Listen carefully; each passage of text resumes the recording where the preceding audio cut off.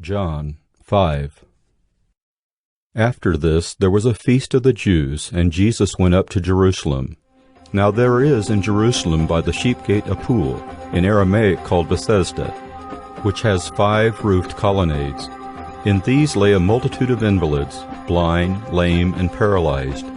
One man was there who had been an invalid for 38 years. When Jesus saw him lying there, and knew that he had already been there a long time, he said to him, "Do you want to be healed?" The sick man answered him, "Sir, I have no one to put me into the pool when the water is stirred up, and while I'm going, another steps down before me." Jesus said to him, "Get up, take up your bed, and walk." And at once the man was healed, and he took up his bed and walked. Now that day was the Sabbath. So the Jews said to the man who had been healed, "It is the Sabbath, and it is not lawful for you to take up your bed." But he answered them, "The man who healed me, that man said to me, 'Take up your bed and walk.'" They asked him, "Who is the man who said to you, 'Take up your bed and walk'?" Now the man who had been healed did not know who it was, for Jesus had withdrawn, as there was a crowd in the place. Afterward Jesus found him in the temple and said to him, "See, you are well. Sin no more, that nothing worse may happen to you." The man went away and told the Jews that it was Jesus who had healed him.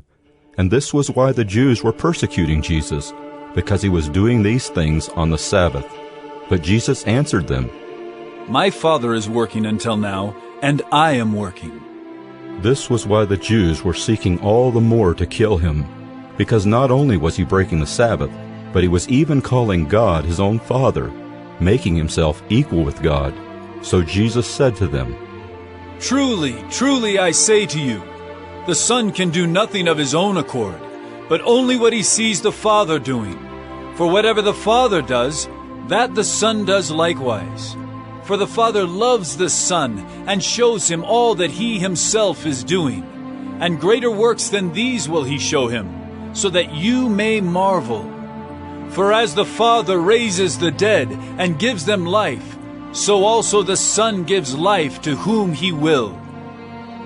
The Father judges no one, but has given all judgment to the Son, that all may honor the Son, just as they honor the Father.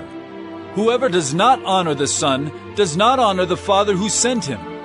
Truly, truly I say to you, whoever hears my word and believes him who sent me has eternal life. He does not come into judgment, but has passed from death to life. Truly, truly I say to you, an hour is coming and is now here, when the dead will hear the voice of the Son of God, and those who hear will live. For as the Father has life in himself, so he has granted the Son also to have life in himself. And he has given him authority to execute judgment, because he is the Son of Man.